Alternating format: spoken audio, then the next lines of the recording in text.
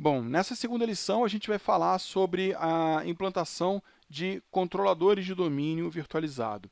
A gente sabe que hoje, dentro da TI de qualquer empresa, né, até mesmo das empresas de pequeno e médio porte, a virtualização já é uma prática comum, né?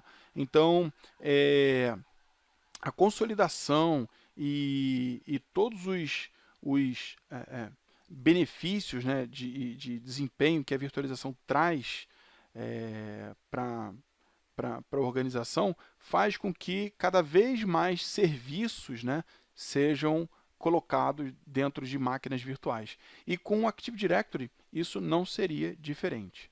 Tá? Só que quando a gente fala de virtualização de controlador de domínio, especialmente para quem vem de versões anteriores, aí, como o Windows Server 2008, tem uma determinada, vamos dizer assim, um pezinho atrás em relação à virtualização.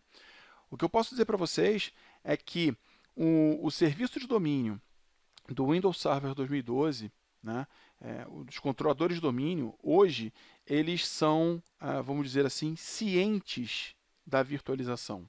Tá? Eles sabem que eles estão em um ambiente virtualizado.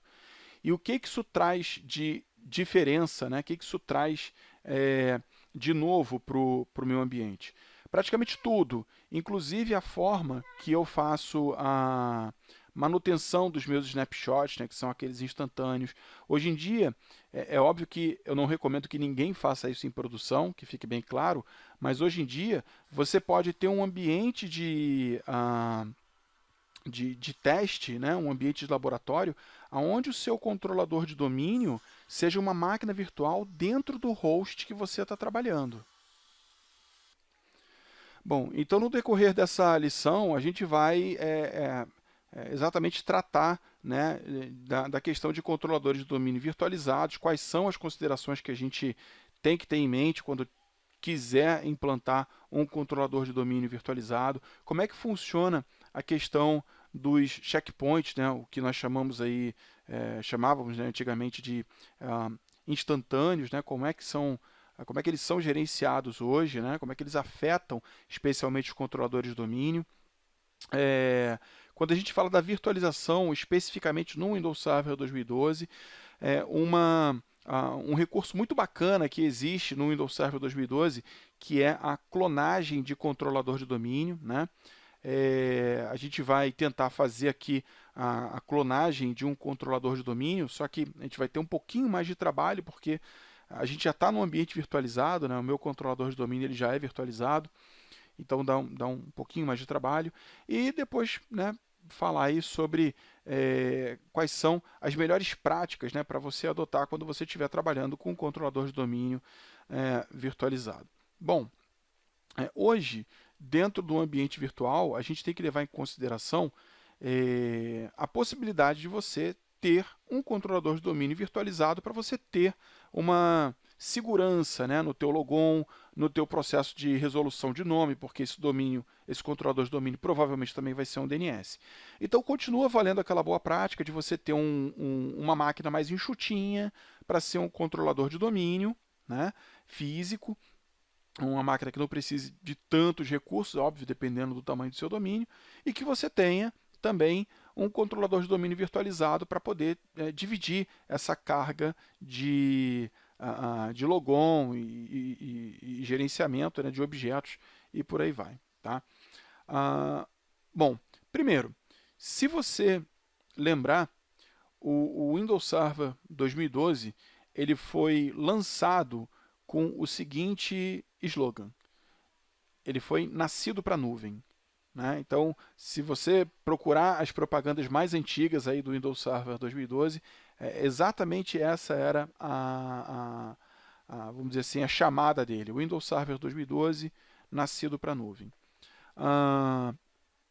Bem, durante esse processo de implantação, então, uma das decisões que você, como administrador de rede, vai ter que tomar vai ser se esse cara vai utilizar a sua plataforma de virtualização, seja ela em nuvem pública ou em nuvem privada, ou se você vai realmente fazer a implantação desse controlador de domínio em um servidor físico, né?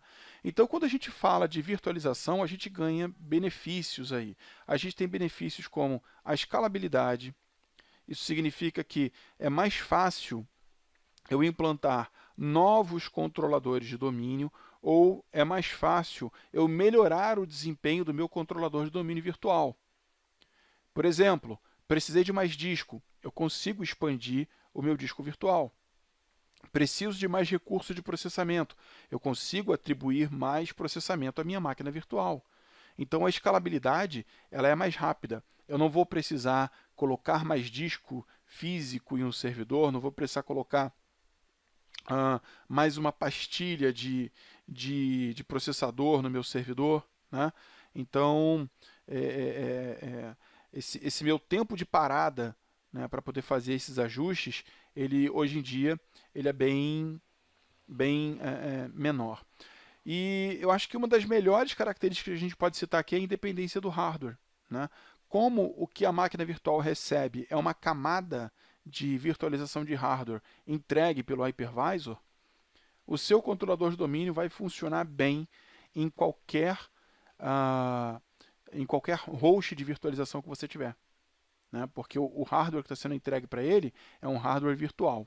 Então, eu não vou ter instabilidades, né, provocadas por, de repente, uma má manipulação de drivers e por aí vai. E em relação a eu ter uma restauração mais rápida. Se deu problema com o controlador de domínio, e se eu faço backup daqueles VHDs, né, se eu tenho uma rotina de backup que armazena esses VHDs, eu consigo recuperar o VHD desse controlador de domínio e rapidamente ele volta para a operação. Tá? Então eu não tenho tempo assim, pelo menos um grande tempo de parada, né? Se acontece um problema com um controlador de domínio físico, putz, você tem que primeiro reparar o controlador de domínio físico, você tem que fazer a instalação do Windows Server 2012, tem que fazer a atualização do Windows Server 2012, tem que implantar o serviço de domínio do Active Directory, tem que promover esse cara para controlador de domínio. Então você tem tantas etapas que no final das contas isso vai consumir muito tempo. Mesmo que você restaure um backup, você ainda vai ter o processo de reconstrução física do teu controlador de domínio, tá? Como eu falei, o Windows Server 2012, além dele estar pronto para a nuvem e ele já é consciente da virtualização, existem aí alguns cenários de teste que você pode utilizar o seu controlador de domínio como uma máquina virtual dentro do seu próprio host. E aí fica um negócio engraçado, né? Porque você vai ligar o seu host vai levantar o Hyper-V, o seu controlador de domínio está dentro do Hyper-V, e como é que você faz logon, né? É um negócio engraçado, mas funciona. Tá? Eu já fiz apresentações em palestras que eu tenho exatamente esse cenário, né? Onde o meu controlador de domínio está dentro da minha... está virtualizado dentro da minha máquina física, porque a minha máquina física não podia ser o controlador de domínio, porque ela tinha que funcionar como host de virtualização, né, nesse caso dessa apresentação que eu fiz, né?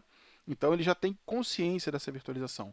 Agora, quando você implanta um controlador de domínio virtualizado, você precisa tomar cuidado com algumas coisas, principalmente com a sincronização de data e hora. Tá?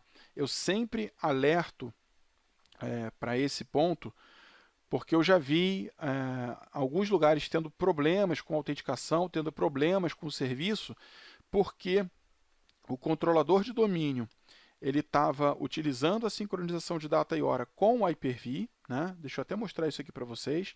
Ó, eu vou pegar aqui meu Hyper-V, e quando você tem um controlador de domínio, lá nas configurações, nos serviços de integração, você tem aqui a sincronização de data e hora. Isso aqui é habilitado por padrão, tá?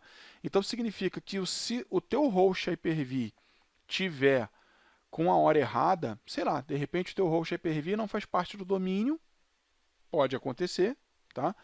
E a hora dele está errada. Ou você não tem uma política, né, de aplicação de horário correta. O que eu quero dizer com isso? Meu emulador PDC não está sincronizando a hora com uma fonte externa, né? E os demais membros do meu domínio também não estão sincronizando a hora com o meu PDC. Então, se você tiver um controlador de domínio que tem discrepância de hora, quem utilizar aquele controlador de domínio para encontrar serviços ou para fazer logon, enfim, vai ter problema. Tá? Então, uma das principais fontes de problema é isso aí, em relação à sincronização. Tá? Bom, o ideal é que o seu host de virtualização seja um membro, né, do seu domínio. Tá? Por quê? Obviamente por todas as questões que a gente já falou agora. Então, se ele é um membro do meu domínio e se eu tenho a questão de data e hora certinho, funcionando, provavelmente eu não vou passar, por causa do sincronismo de data e hora, eu não vou passar esse problema para as máquinas que estão dentro do mesmo host de virtualização. Tá? Outra coisa que você pode, que você tem que tomar cuidado, se você mantém a virtualização dentro de uma máquina, somente dentro de uma máquina virtual, você acaba tendo só um único ponto de falha. Né? Porque se morreu o host de virtualização, vai morrer a máquina virtual também. Né? Então, se você tem vários hosts de virtualização, se essa máquina que representa o teu controlador de domínio, ela está clusterizada, ela consegue se mover entre os hosts de virtualização, tudo bem, beleza. Então você tem que tomar cuidado para você não estar criando um ponto de falha único. Né? E sempre existe a possibilidade de você mover, né, essa distribuição que você tem do seu serviço de domínio para a nuvem. Então você pode criar controladores de domínio, né, dentro lá do Azure, né, que é a plataforma de virtualização da Microsoft, para que você também elimine esses pontos de falha. Então existem diversas formas de você implantar o seu controlador de domínio dentro do Azure. Você pode, sei lá, fazer um backup do seu controlador de domínio na nuvem. Você pode pelo menos pegar um controlador de domínio, né, por domínio e botar lá na nuvem, ou você pode criar uma réplica do seu controlador de domínio, né, da sua máquina virtual, que é o controlador de domínio, utilizando o Hyper-V réplica e jogando isso lá para dentro do Azure. Por que eu falo tanto do Azure aqui?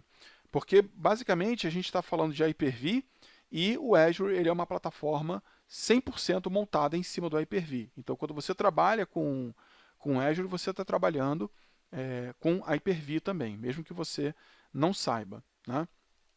Bom, um outro ponto interessante que a gente tinha muito medo de trabalhar com o Windows Server 2008 replicado, né? Replicado não, desculpem, virtualizado, era quando a gente falava sobre checkpoint. Checkpoint é o famoso instantâneo. Né? Então, como é que esse instantâneo, como é que ele afeta, né, um controlador de domínio? Então, para a gente entender como é que funciona isso, a gente vai pegar a figura aqui dos controladores de domínio DC01 e DC02. Primeiro, como é que a base de dados replica alguma coisa entre controladores de domínio? A gente precisa entender que todo objeto do Active Directory ele trabalha com um atributo chamado USN, que é o Update Sequential Number. Tá? É um número de sequência de atualização. todo objeto tem um USN.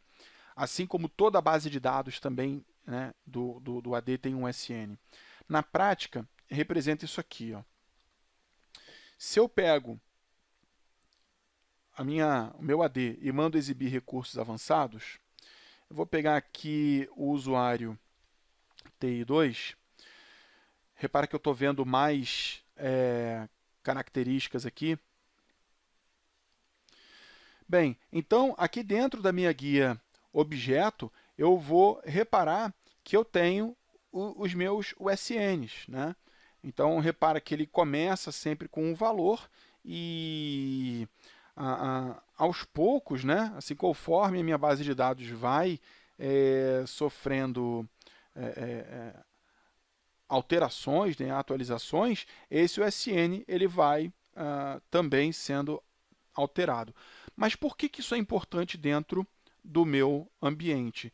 É porque o USN é quem define quem é um mestre de replicação. Tá? Então, na prática, quando você tem um controlador de domínio, esse controlador de domínio ele se preocupa com alguns detalhes. Como, primeiro, a gente tem o Invocation ID. Tá? Esse Invocation ID ele é uma característica do controlador de domínio. Tá? Então, toda vez que o controlador de domínio faz uma alteração, né, um objeto é alterado, ele lança a mão desse Invocation ID, que é para identificar em qual controlador de domínio aquele objeto foi criado ou ele foi alterado. Em seguida, você tem o USN. Tá? Então, quando você tem o USN, você tem esse Invocation ID mais o USN que identifica, vamos dizer assim, qualquer transação que aconteça dentro de um controlador de domínio. Então, o próximo passo dessa história aqui é o seguinte, ó, eu tenho dentro do meu Active Directory, você passa a ter ali duas bases diferentes. Uma está com o USN 2.200 e a outra está aqui com 1020. Né? Você está vendo USNs diferentes. Quando você passa pelo processo de replicação, né, que eles trocam informações, você passa a ter, por exemplo, o cara aqui com 2.220, né, fez uma alteração, e o outro aqui está com 1040. Então, eu vou tendo incrementos, né, nas minhas bases. Né, cada um tem a sua base diferente. Lembre-se que eu disse isso. Né? Cada um tem a sua própria base de dados diferente, que vai sofrendo incremento de acordo com as atualizações que você vai fazendo. Né? Você criou uma nova conta, mudou uma propriedade e por aí vai. A próxima etapa é onde você faz um snapshot. Tá? Então, você resolveu fazer aí um snapshot tanto do controlador de domínio 1 quanto do controlador de domínio 2. Então, esse snapshot ele traz esse estado aqui, né, de 2.200, e esse aqui está com 1020. Só que depois do snapshot, as operações continuam acontecendo. Você continua tendo lá mais alterações. Esse aqui já está com o identificador 2.260, esse aqui já está com 1080. E tudo, né, trocando informação tranquilamente. Agora, o que aconteceria se houvesse um problema em um dos meus controladores de domínio, como por exemplo aqui no meu DC2, e eu tivesse que restaurar esse snapshot? Se eu tivesse que... Hoje, esse cara está com a base aqui com 1080. Esse snapshot foi feito quando ele tinha aqui ainda a 1040. Né? Então, o que acontece? Eu faço a restauração desse cidadão aqui. Vamos pontuar aqui algumas coisas. Se eu tivesse...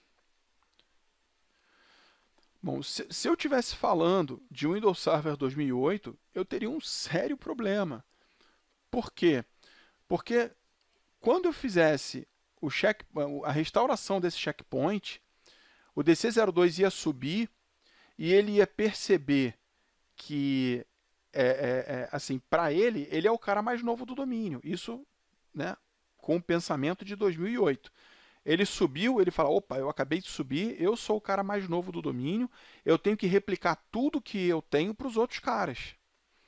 Só que os objetos que ele tem já foram replicados. A gente já passou por processos de replicação antes. Então, iria haver uma repetição do meu Invocation ID mais o meu USN.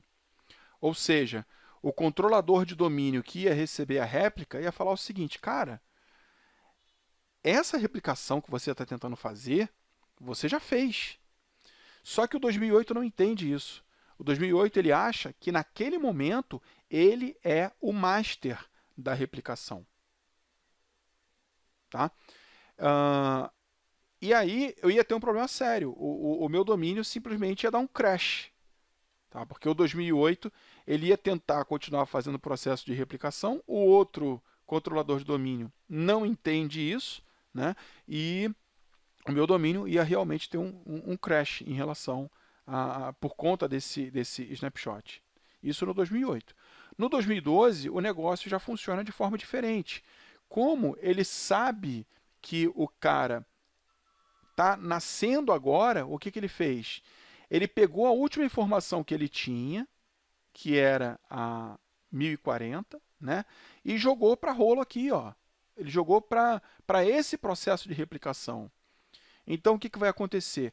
Tudo que ele tinha no processo aqui dele, que ele se considerava aqui com o 1040, ele vai jogar lá para o próximo controlador de domínio, mas o próximo controlador de domínio fala assim, cara, olha só, você está passando essa informação aqui do teu estado de USN 1040, mas eu conheço você como 1080. Então, faz o seguinte, esquece tudo isso que você sabe e agora, em vez de você achar que você é o master da replicação, na verdade, você é o réplica. Você não é o master. Então, segura essa informação aí que eu estou passando para você. Tá? Então, o DC1 ele atualiza o DC2. Né? E isso falando no Windows Server 2012 já. Tá? Então, eu posso tranquilamente restaurar um snapshot que não vai ter problema nenhum. Bom, diante de tudo isso aí que a gente viu, né, a gente adiantando aí uma etapa e já falando sobre o processo, né, de virtualização de controlador de domínio dentro do Windows Server 2012,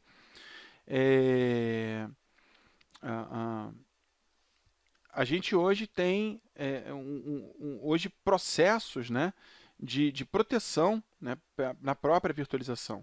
Então a gente tem aí dois cenários em que a gente, assim, só dando um rollback aqui que eu acabei pulando uma informação crítica.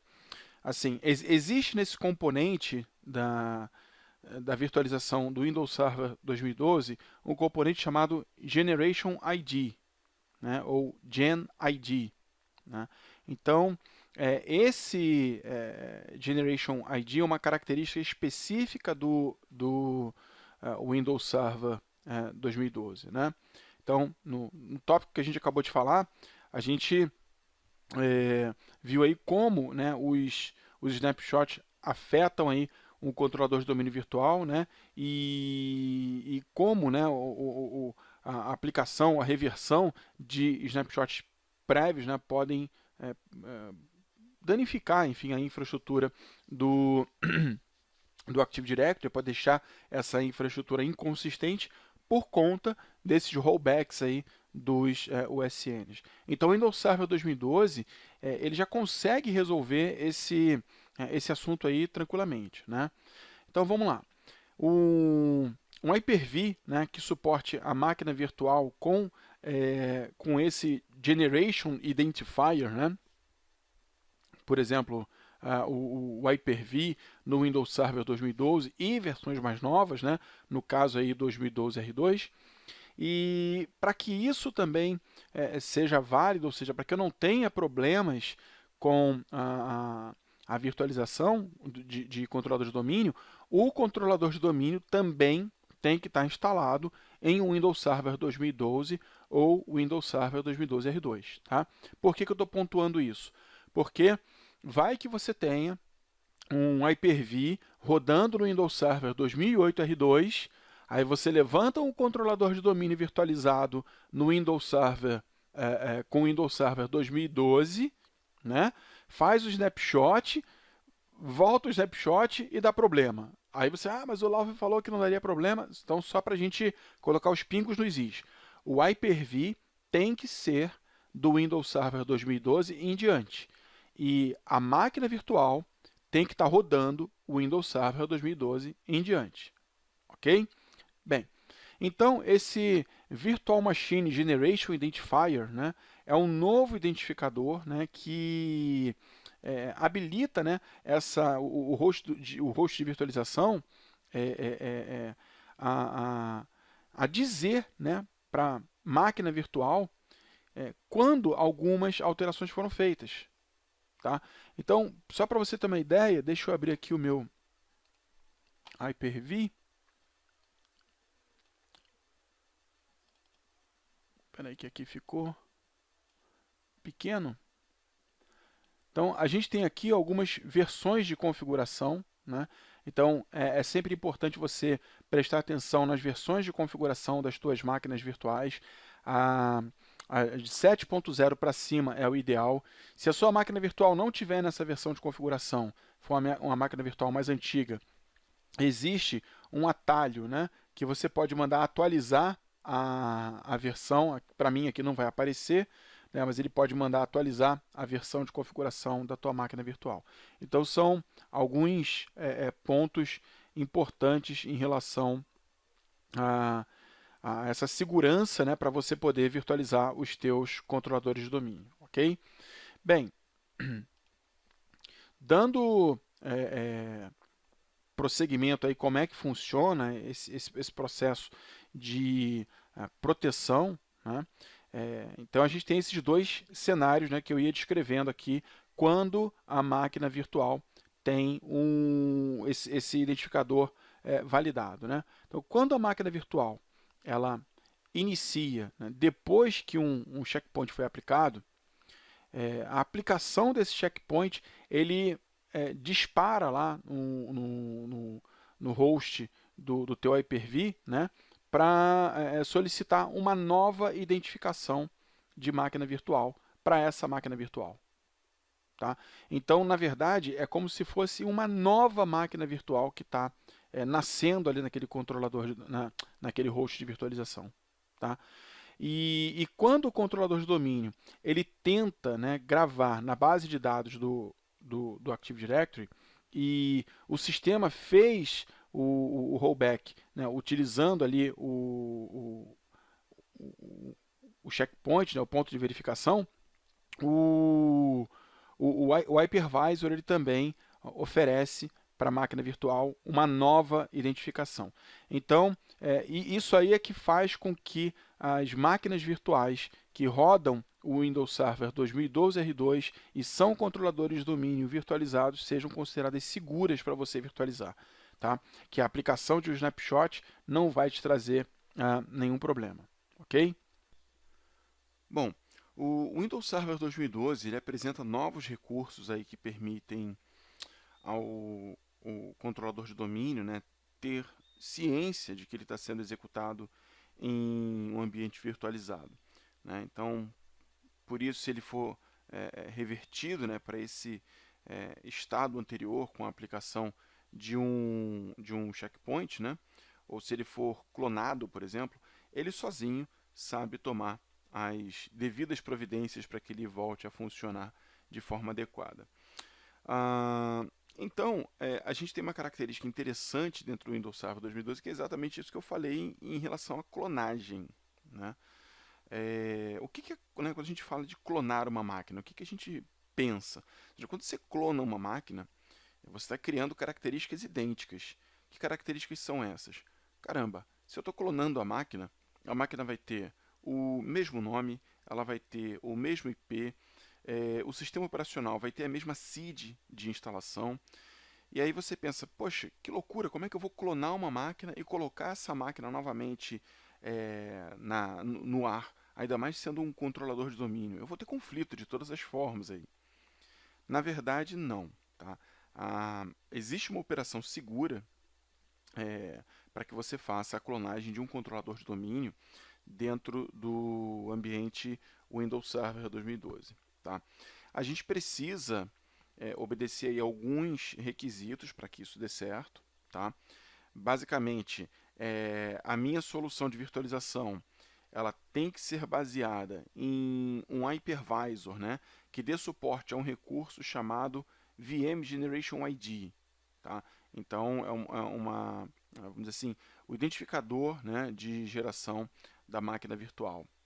E os hypervisors mais novos aí, por exemplo, a Hyper-V do Windows Server 2012,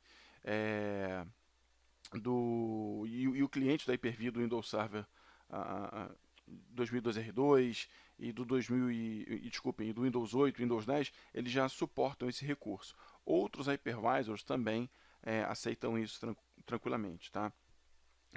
O controlador de domínio virtualizado que vai dar origem ao clone, né, ele deve estar executando pelo menos o Windows Server 2012, tá?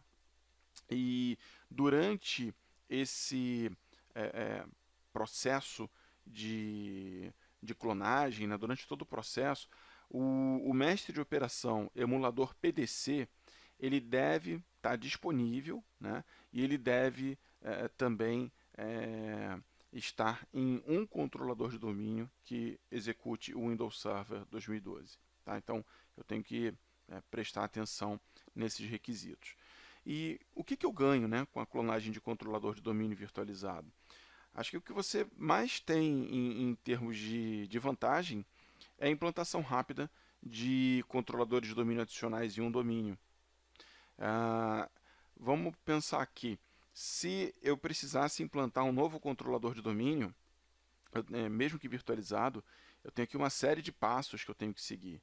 Né? Então, eu tenho que implantar a máquina virtual, eu tenho que instalar o sistema operacional, atualizar esse sistema operacional, ingressar o sistema operacional no domínio, instalar o serviço do Active Directory, promover o controlador de domínio, promover, né, o servidor a controlador de domínio, aguardar o tempo de replicação, enfim, eu tenho ali uma série de passos que vão me consumir algum tempo, né, se eu precisar de fato fazer essa clonagem. Né? Então, acho que o principal requisito, a principal vantagem, né, que você tem quando você clona controlador de domínio é a, a rapidez da implantação. Tá? Outra coisa, você consegue fazer uma escalabilidade, né, para o teu ambiente. Se de repente você percebeu que a sua carga em cima de um controlador de domínio está aumentando muito e você tem um outro controlador de domínio virtualizado que o ambiente já cresceu muito também, você está percebendo que ele já está difícil, né, suportar essa carga, ou se você está prevendo um aumento temporário da demanda, enfim, então você tem uma facilidade, né, para poder implantar um novo controlador de domínio e isso aí faz com que o teu ambiente seja escalável. Né? Então, rapidamente eu posso implantar um novo controlador de domínio. Tá? E isso a gente chama de provisionamento elástico. Né? Então, se eu tiver uma demanda crescente, eu aumento a quantidade de controladores de domínio e mais à frente eu posso rebaixar esses caras se for o caso. Tá? Uma outra situação que você pode utilizar o controlador de domínio é dentro de um provisionamento de um ambiente de teste.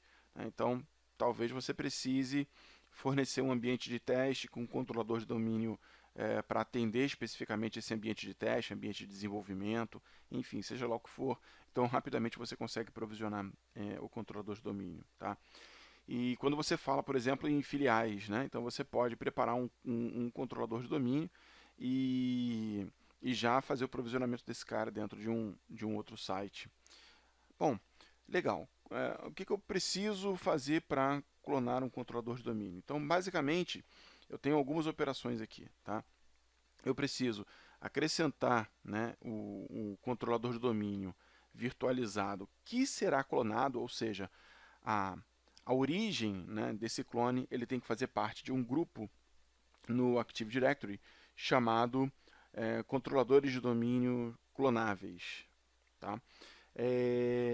Em seguida, eu posso fazer uma verificação de compatibilidade de serviços e aplicações que estejam rodando naquele controlador de domínio. Tá?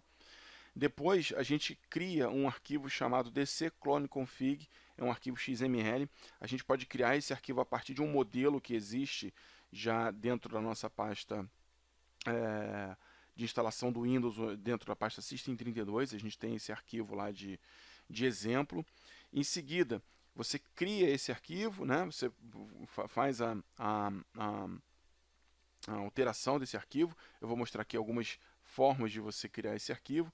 Depois que você cria esse arquivo e posiciona ele adequadamente, você simplesmente exporta a máquina virtual. Tá? Então, quando você exportou a máquina virtual, automaticamente o resultado dessa exportação ela já está pronta para ser clonada. E como é que eu clono? Eu simplesmente importo essa máquina virtual novamente. Tá?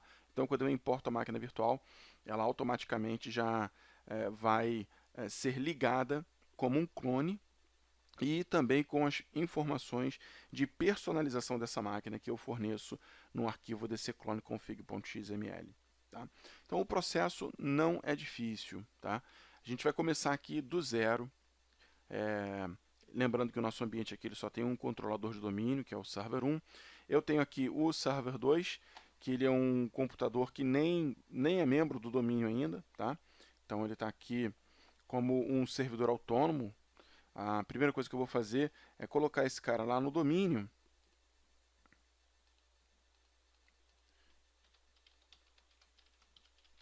As nossas configurações TCP/IP estão ok. Eu vou colocar esse cara no domínio.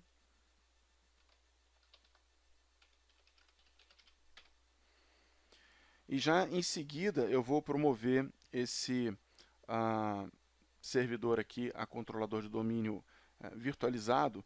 E a partir dele é que a gente vai iniciar as operações de clonagem. Vamos aguardar que o servidor aqui volte.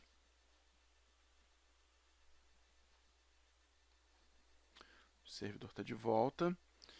Eu vou fazer logon como administrador do domínio.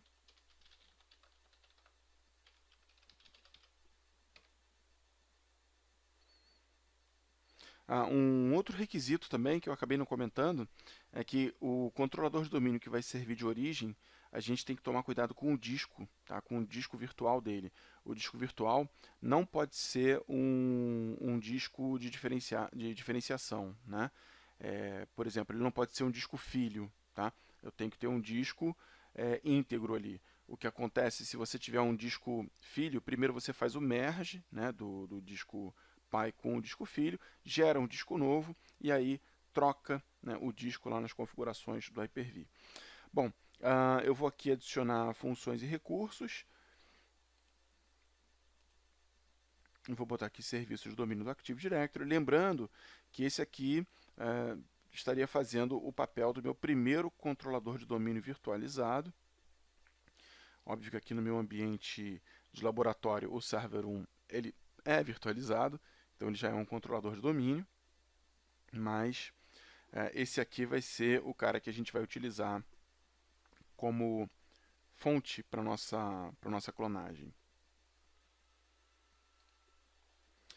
Bom, em seguida eu vou promover esse servidor a controlador de domínio, né? Então ele vai ser um controlador de domínio em um domínio existente.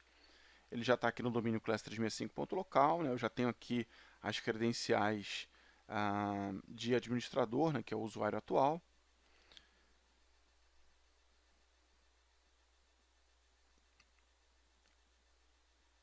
Eu vou manter, né, as configurações de DNS e também catálogo global.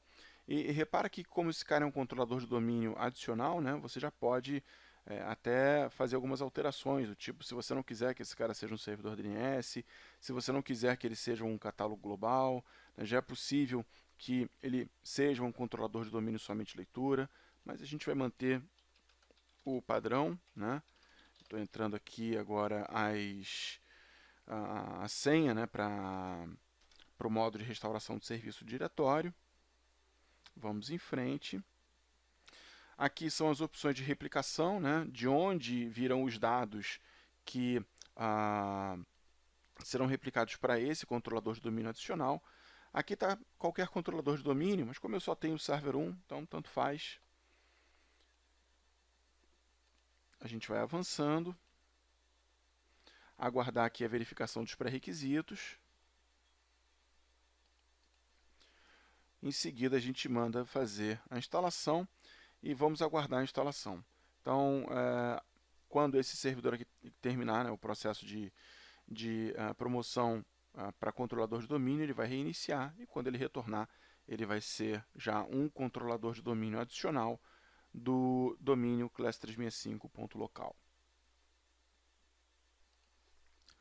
Bom, o server 2 aqui já está de volta, então eu vou fazer o logon aqui só para a gente conferir, né, que o servidor foi de fato promovido. Então daqui a pouquinho a gente já vai ter aqui a função do ADDS, o DNS, né, então ele está promovido adequadamente. Bem, então vamos pensar aqui em quais são as etapas que eu preciso seguir para poder clonar um controlador de domínio.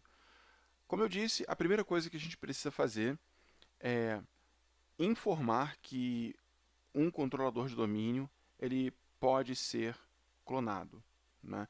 Então, existe um grupo chamado controladores de domínio clonáveis.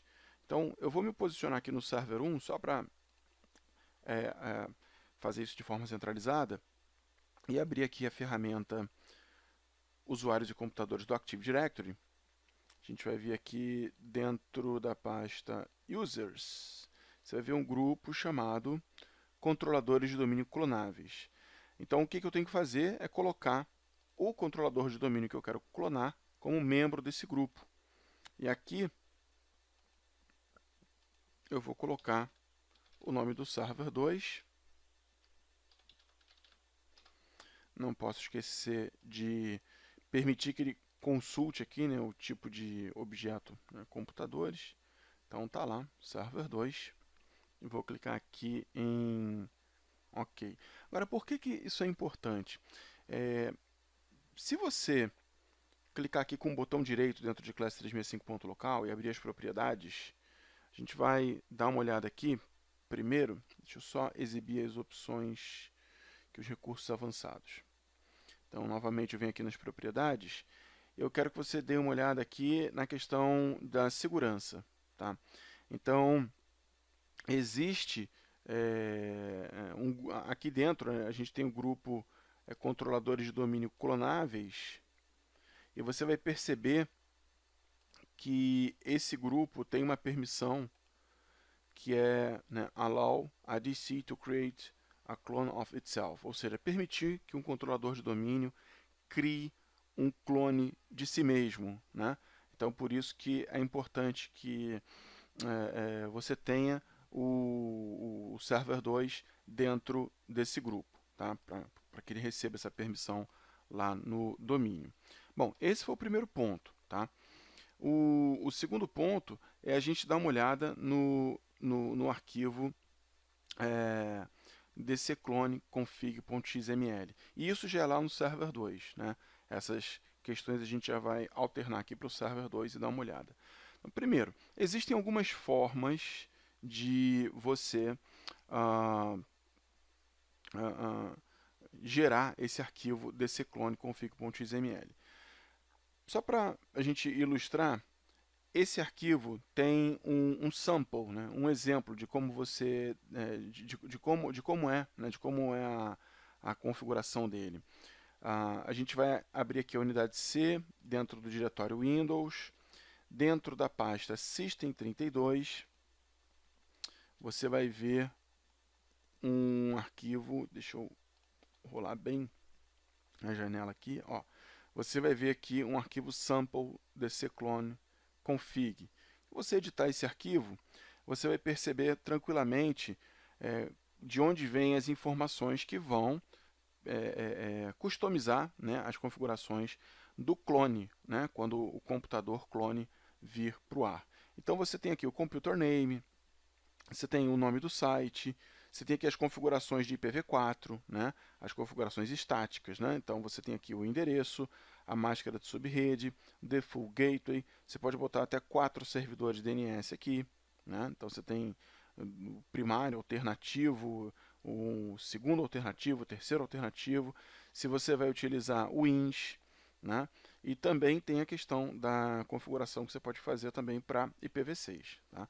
Então você pode tranquilamente pegar esse arquivo, né, copiar esse arquivo com o nome dclone config e jogar ele na pasta correta para que ele possa gerar. Só que existem outras formas, né, de você gerar esse arquivo também. Então você pode gerar isso através do PowerShell. Tá? Através do PowerShell, eu acho bem interessante. Vamos abrir aqui o PowerShell. Enfim, eu gosto de trabalhar com o PowerShell ISE. Deixa eu abrir o ISE que a gente consegue ilustrar melhor aqui algumas características do comando.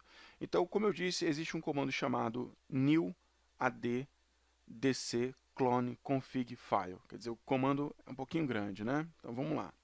New ad dc clone config file. É esse comando aqui, tá? E aí você pode já colocar os parâmetros, aqueles mesmos parâmetros que você viu lá no arquivo, na XML. Então você pode colocar aqui já o IPv4, né? Address. A gente vai colocar como 192.168.0.5. Lembrando que aqui eu estou colocando os dados que serão referenciados, né, ao clone, ou seja, a máquina que for que for aparecer no meu ambiente como um novo controlador de domínio. A gente tem o parâmetro também IPv4 DNS Resolver. Então, o IP desse cara aqui para mim é 192.168.0.1, que é o meu DNS principal, né?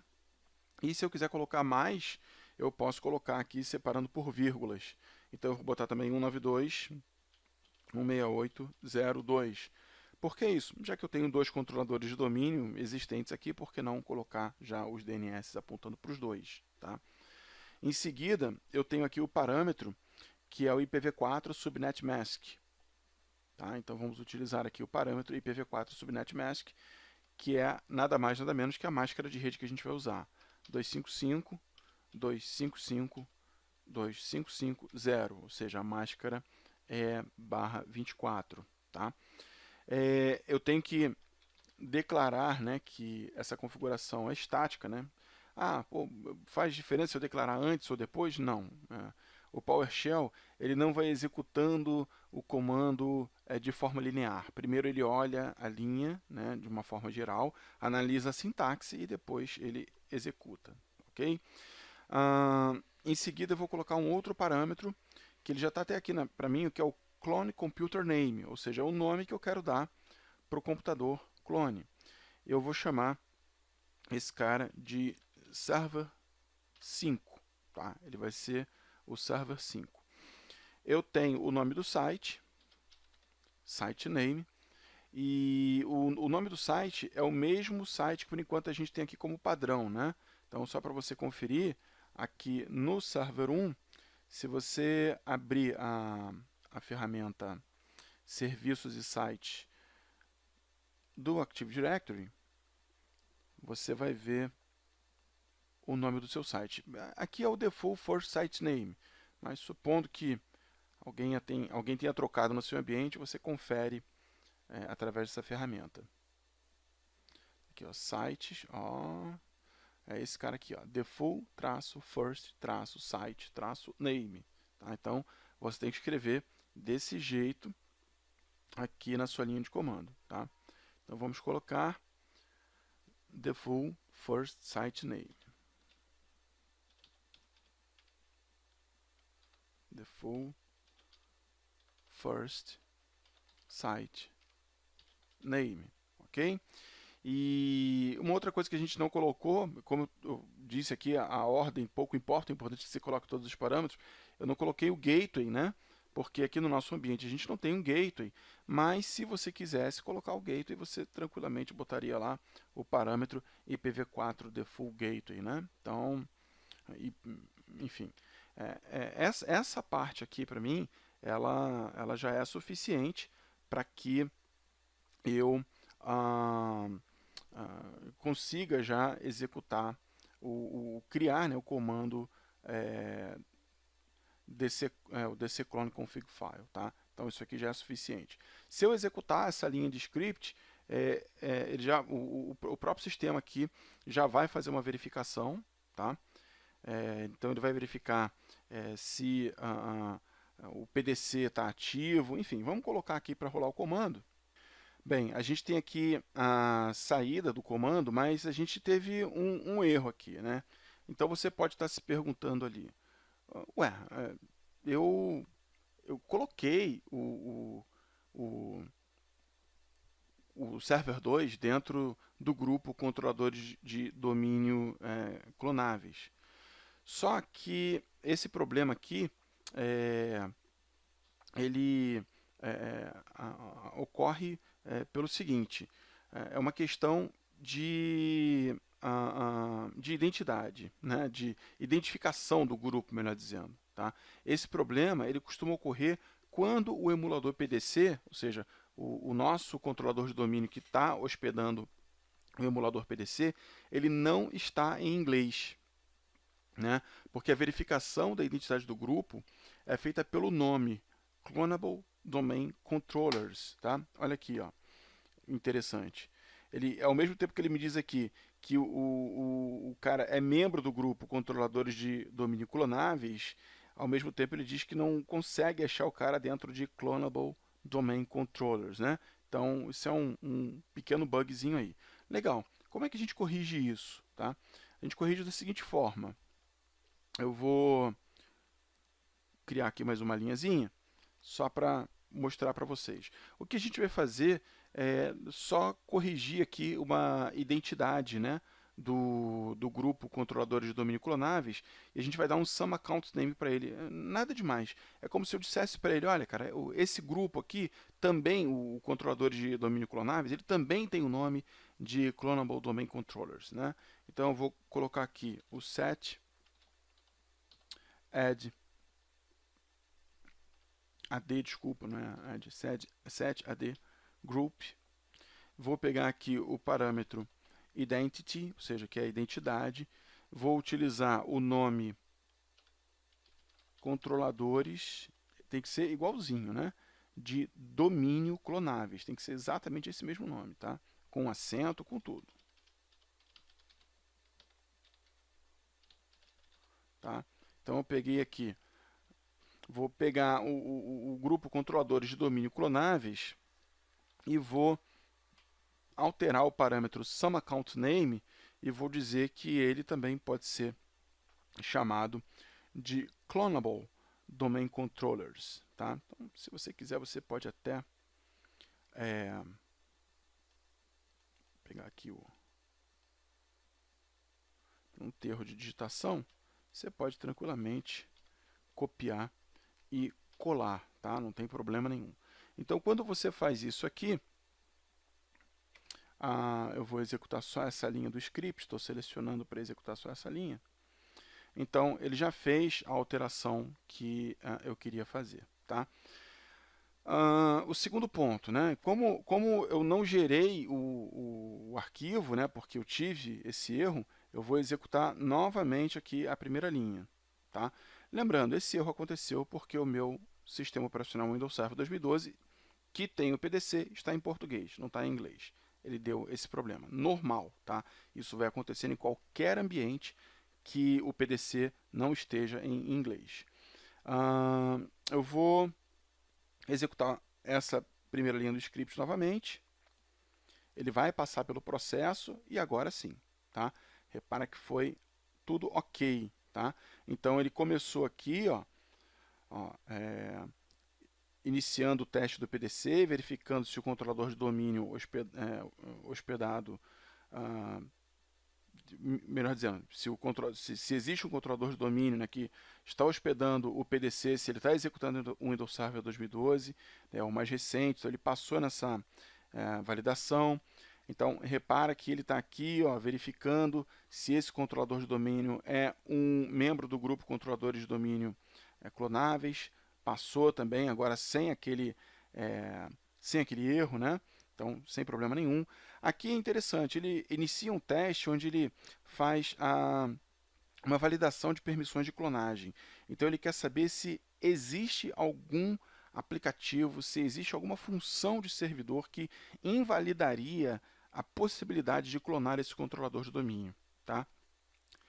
Então, para determinar quais são os serviços ou programas que não possuem, né, uma validação quanto ao processo de clonagem, eu tenho um outro comando que eu posso utilizar, que é o addc cloning excluded application list, ou seja, é um comando grande, né? Então eu vou pegar aqui, é esse carinha aqui, ó, é o addc cloning, é grande o comando.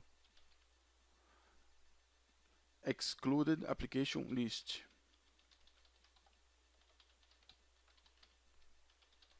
Tá? Então, ele não vai me trazer resultado nenhum, ok? Então, se você usar esse comando, espera aí que só esqueci aqui um restantezinho, o início dele, que é o get, né? Esse é o comando correto.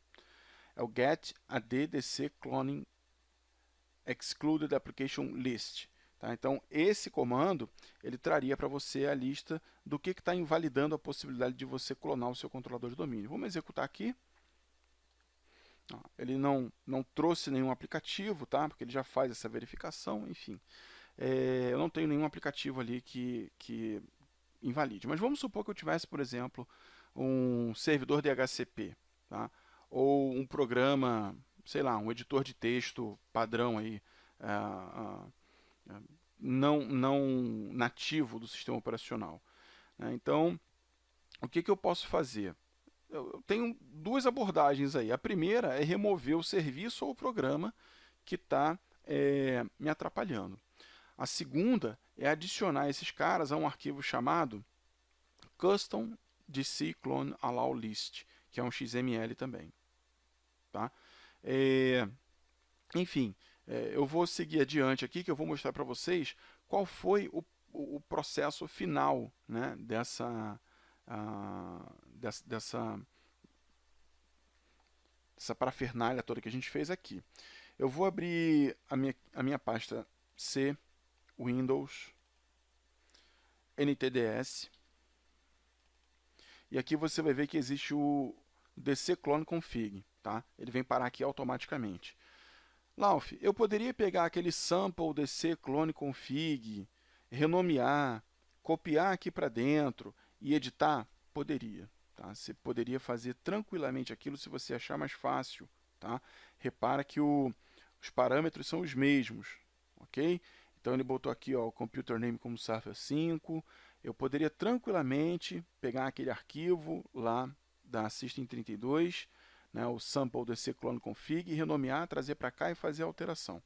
Mas é importante que você saiba que existe a possibilidade de você fazer isso aqui através do PowerShell e que o PowerShell ele te dá um passo a mais, né, que é fazer a verificação de incompatibilidade de serviços ou de programas, ok? Bom, uma vez que você já fez isso aí, o arquivo está pronto, está tudo pronto. Você pode fechar isso aqui, descartar, e eu vou desligar esse computador. Tá? Então, o server 2 agora ele vai ser desligado, porque eu preciso exportar o server 2. Então, eu vou desligar aqui pelo PowerShell, Stop Computer, ele parou o server 2. O server 2 está sendo desligado nesse momento. Com ele desligado, eu venho aqui no meu Hyper-V, trazer aqui a janela do meu Hyper-V para a gente ver que ele está de fato desligado. O server 2 está desligado. eu tenho que me certificar que não existem snapshots, tá, nessa máquina, né? Então, se tiver snapshots, eu tenho que remover. E lembrando, eu tenho que me certificar também se o meu disco, né, não é um disco filho. Então, só para você ver mais ou menos o que você pode fazer, você manda inspecionar o disco, né? E o disco que atende essa minha máquina está aqui dentro de server 2. É esse cidadão aqui que eu já fiz o merge, né? Por acaso eu já tinha esse cara como um disco diferencial, né? Ele era um disco diferencial, então eu já fiz o merge. Ele não tem nenhum disco pai, ok? Então tá tudo certinho aqui para que essa máquina seja exportada. E o processo de exportação é simples, tá, pessoal? Você vai lá, botão direito, manda exportar, escolhe o lugar para onde você quer exportar. Eu já preparei uma pasta aqui para essa demonstração. Eu tenho uma pastinha aqui chamada VM Export. Vou mandar exportar a máquina virtual para lá. E aí a gente aguarda que o processo de exportação da VM seja concluído. Aqui está concluindo o meu processo de exportação. Então, o meu server 2, né, a máquina já foi exportada com êxito. E aí, para ela, é vida normal. Tá? Se você quiser ligar o server 2 novamente, tranquilo.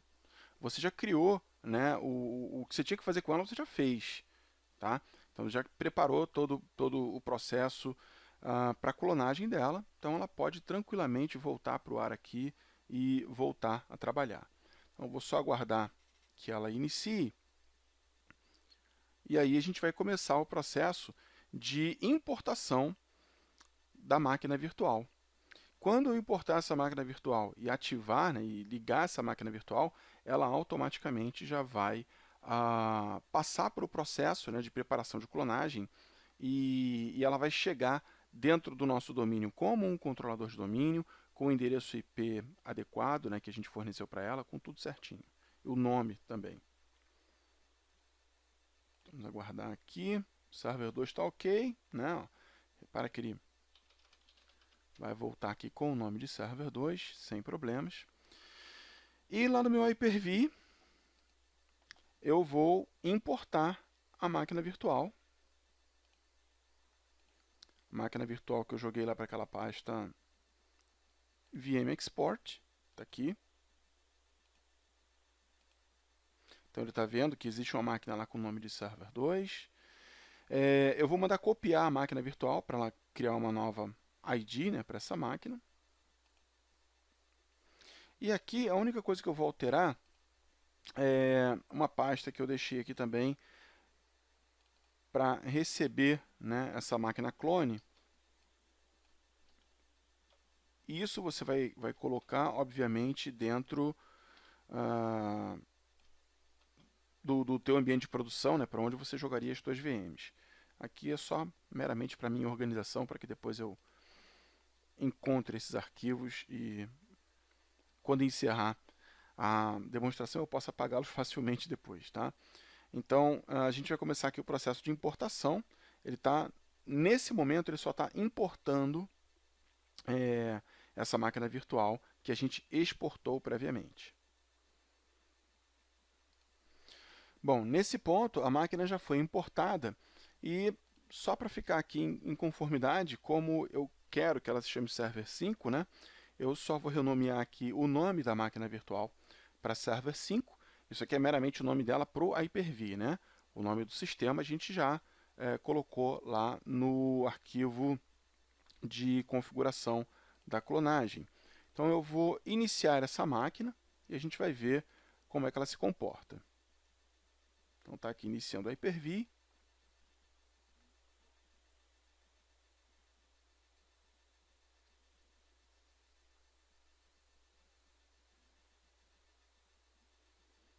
Aqui eu estou aguardando em tempo real, né, para que vocês vejam de fato o que vai acontecer. Repara que ela está ali no aguarde, né?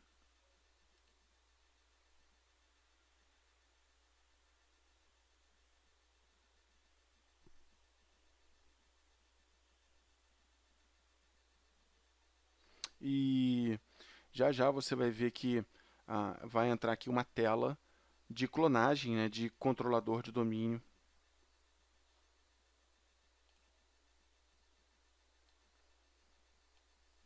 Deixa essa telinha aqui, estou maximizando.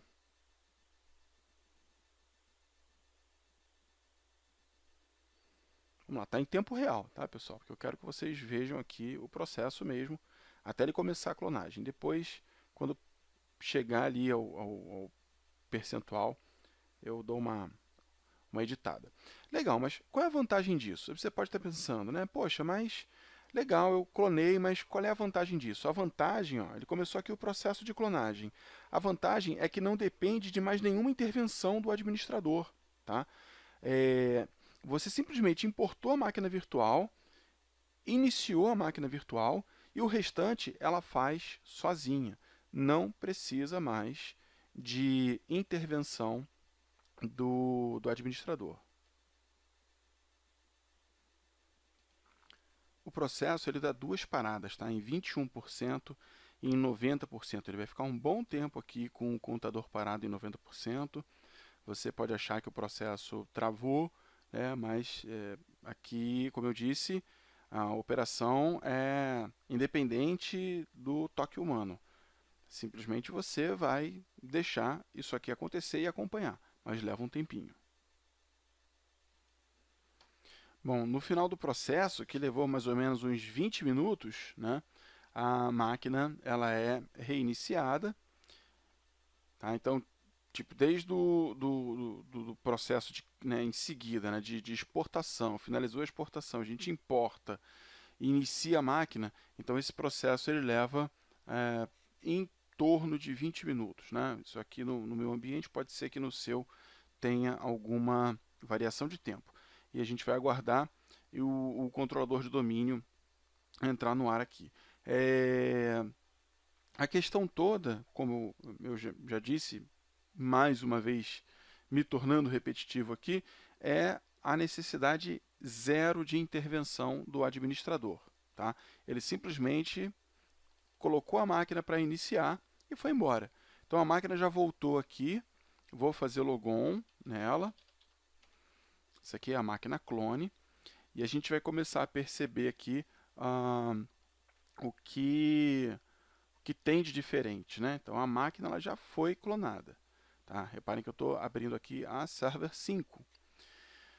Aqui dentro de servidor local, que é onde tem as minhas informações sobre essa máquina, vamos aguardar ele mostrar, ó, já é server 5, está dentro do domínio class 365.local, o IP está aqui 192.168.0.5, eu tenho aqui as funções de AD, né, serviço de domínio, e o DNS implantado, ela virou um clone mesmo. Bom, agora, algumas características interessantes aqui.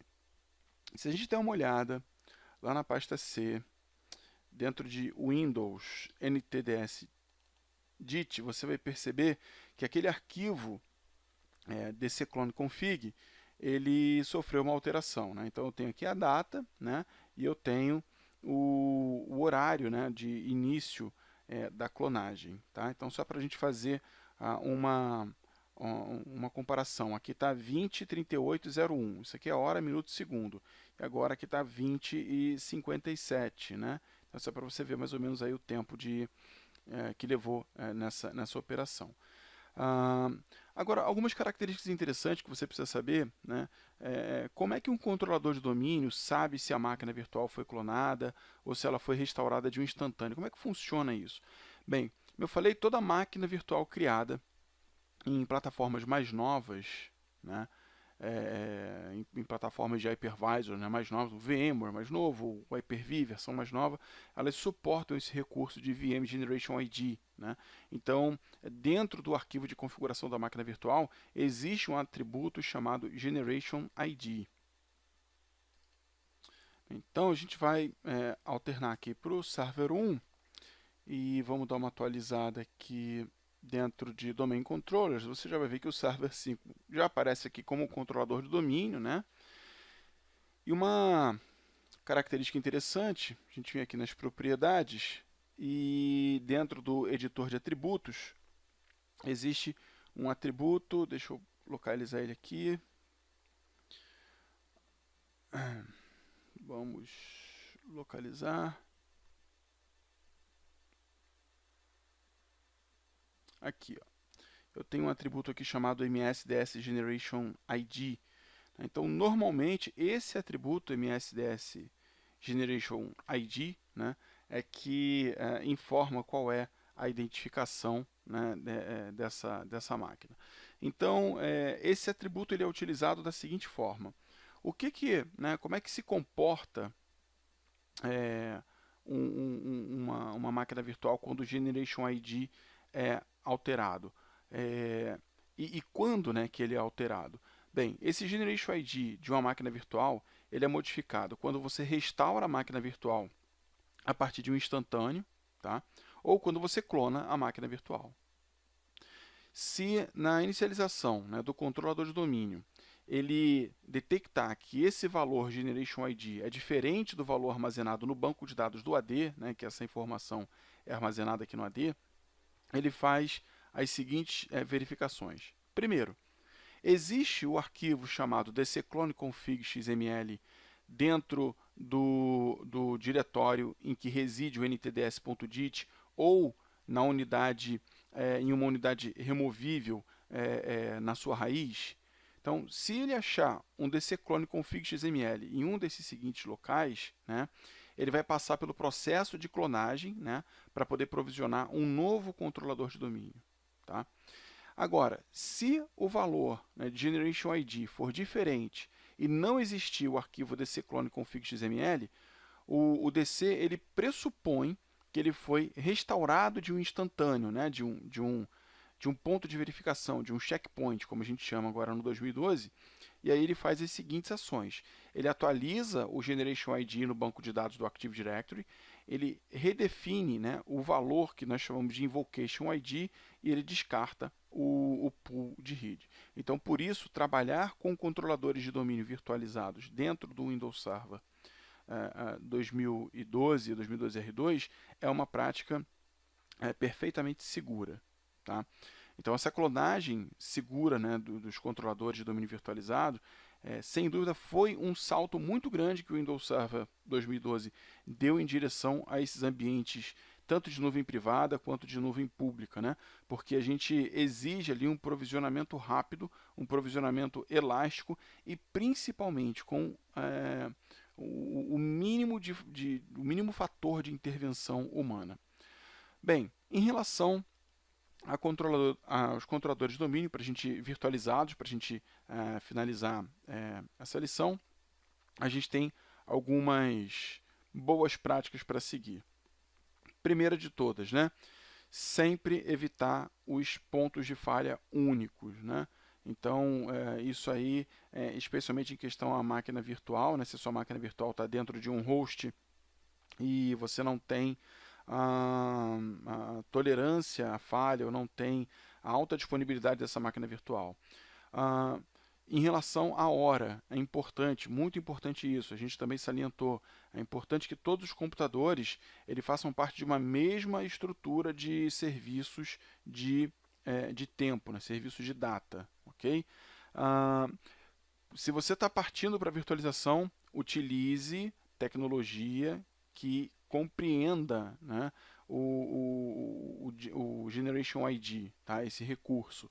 Então, as versões mais novas do Windows Server 2012, né, que traz o Hyper-V, já entendem, né, esse recurso. Outra, as máquinas virtualizadas elas têm que estar rodando o Windows Server 2012 ou 2012 R2. Tá?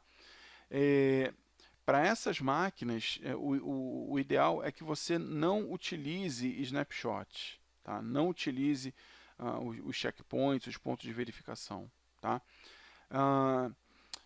Seguinte, você tem que garantir, né, que os caras que são administradores, né, do teu ambiente de virtualização, que são os administradores do teu Hyper-V ou do teu VMware, sejam tão confiantes, né, ou melhor dizendo, tão confiáveis, né, como os seus os seus administradores de domínio, porque nada impede que um cara que seja somente o administrador de virtualização, nada impede que o cara copie essa máquina virtual, que copie esse VHD e leve para algum outro lugar, né? Então, um outro aviso aqui, né? Você considerar aí as vantagens da clonagem do controlador de domínio na sua estratégia de implantação ou de recuperação de desastres. Um outro alerta aqui, se você pretende iniciar vários clones, o ideal é que você, no máximo, coloque 10 controladores de domínio para serem clonados ao mesmo tempo. Ok? E aí, mais algumas dicas para considerar a virtualização, essas tecnologias de virtualização que permitam, né, que a máquina virtual sejam movidas, né, de um site para outro. Então a gente está falando basicamente do Live Migration. Você pode utilizar o Hyper-V Réplica, né, que também é uma outra solução, onde você pode manter uma máquina virtual em um outro site desligada e aguardando, né, para ser ligada se houver alguma necessidade de um cenário de recuperação de desastres, né?